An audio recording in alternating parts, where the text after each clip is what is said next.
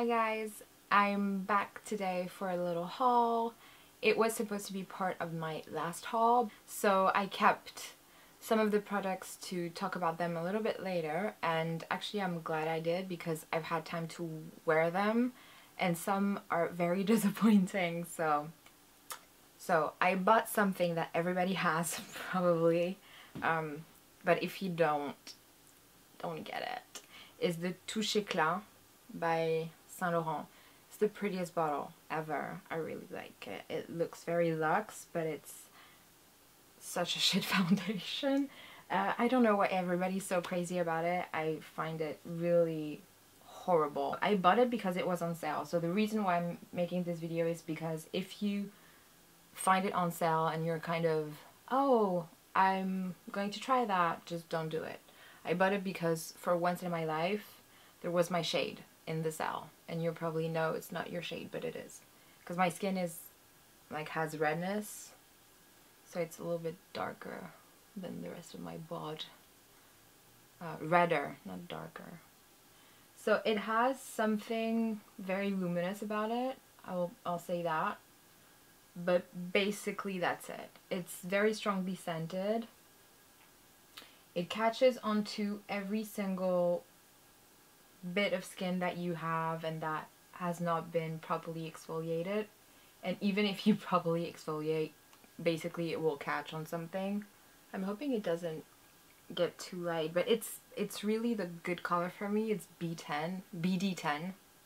And what really surprises me is that it's supposed to, I don't know, it's been talked about as kind of foundation that's targeted towards dry skin, and I'm usually, even though I have combination skin, I'm always quite attracted to foundations that are targeted towards dry skin because I find them very moisturizing. They look really natural. They usually have a nice luminosity, and these are the types of things that I look for in a foundation. Even though I have oily skin, I don't want a matte finish. I don't want a powdery finish. And this one basically manages to have somewhat of a powdery finish, but still luminous, but still catches onto dry patches. So I don't get how this is appealing to someone with dry skin, and it could appeal to me because I don't have dry skin, and it doesn't appeal to me because you know that even if you have oily skin, you can still have dehydrated skin. This is really horrible, I'm not kidding. So I'll manage to wear it and to work with it because I'm so good at that. Even if it was on sale and it wasn't the, you know, the worst deal ever, it's still money, and it's a lot more money than I would have spent buying a bourgeois foundation that I always am so pleased with. So I don't know. Anyway, but I have a whole declutter, do not spend money, ban thing going, and actually I'll talk about it with you in another video if you're interested. Find it interesting. I'm tired of hauls. I want to make all the things I didn't buy video. Yeah. So I wait for this to set. The only thing that I will give it is that it sets quite quickly. So, and I'm going to take care of the eyes.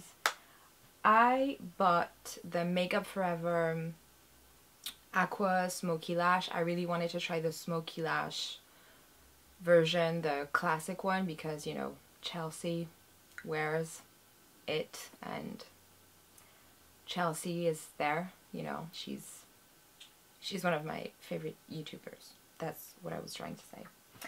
And she uses the Smoky Lash, so I thought, of course I need to buy it. But on the Sephora website, they only had the Aqua Smoky Lash, and I bought it thinking that it was waterproof. Oh yeah, it is waterproof. The reason why I said thinking I was waterproof is because I was in the car today and I was like thinking about it because I saw my face and I looked like a panda, and I had the mascara for 10 minutes, and that's not normal, I guess. And I thought maybe it's just the name of the mascara and it's a thinner consistency and this is why they called it Aqua, and I don't know, there has to be an explanation because that mascara just doesn't hold on my lashes at all. It's really nice, it looks nice. I can talk, cannot talk, talking to say I cannot talk. It looks quite nice. no lashes, lashes. It looks really nice, but in 10 minutes I know that I will have panda eyes. It just doesn't hold at all. So if you're wondering like, oh, I want to try this Smokey Lash Mascara but my eyelids are oily, so I'll just take the waterproof version, then don't.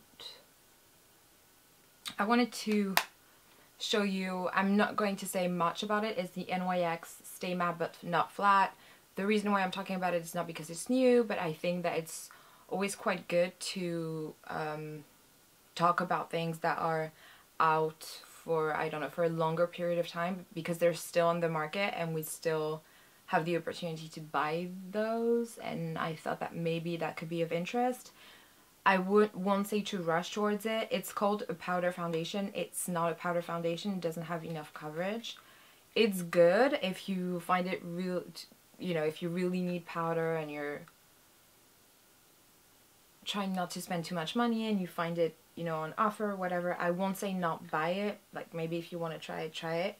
But it's not the best that exists in this planet. But at the same time, the best that exists is the Hourglass Diffused Ambient Light.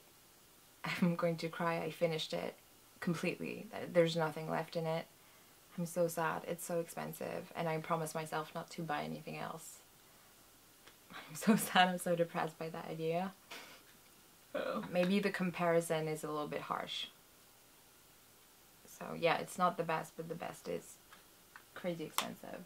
I found on Amazon, it's just between you and me, nothing too crazy, but it's, I think, quite interesting.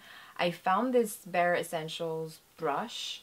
That's the Hydrate and Brighten one. It's quite good. It's nice because it's small, so you can fit it in a bag really easily.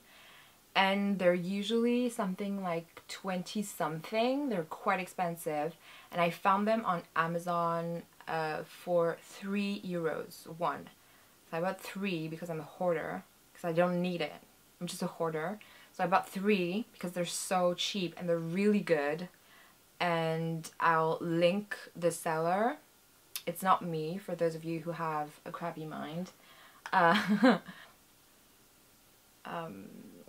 So I'll link it down below. I thought you might be interested. I just received it and tried it and I like it. So, and it's really inexpensive from that seller. Oh, and I'm using as a blusher something else. I'm trying to use things that I didn't use before, even though they're not new, because same thing, you can find this on Amazon even though it was limited edition. Is the Milani powder blush. You know, the blushers that are, I think it's pretty. It looks like a Chanel blush, you know, with the pseudo camellia thing. I think it's nice. And it's the #1 Romantic Rose powder blush, and it's really, really nice. And you can find this on Amazon, even though it was limited edition. I found it way after it was out, so. And Le Pièce de Résistance. I'm imitating someone who isn't French, talking French, even though I'm French. La Pièce de Résistance, if you wanted to know, is two lip thingies, two nude lip thingies. It's a Milani easy liner for lips and most natural. It's so good.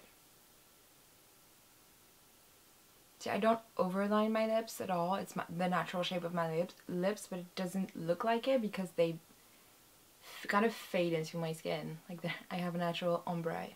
So, I love it. I don't know, maybe I'm a little bit too excited about a lip liner, but you know how it is. This basically would be exactly how I wear my makeup every day. Not exactly, I usually bronze my skin. I'm going to bronze it a little bit. I look paler than I usually am. I'll just bronze my face a little bit more because I look really incredibly pale. And I am pale, but not that much. This is crazy. That's so crazy. It's not.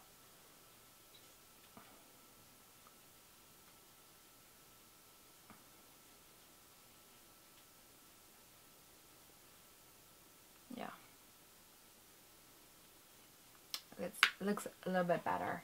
So this is how I would wear my makeup every day. And sometimes I use on top of it MAC Velvet Teddy. Everybody has it. I know. It's very chill. It's a very everyday kind of makeup today. I know everybody has Velvet Teddy, but I wanted just to show you kind of the lip combo that I've been wearing lately.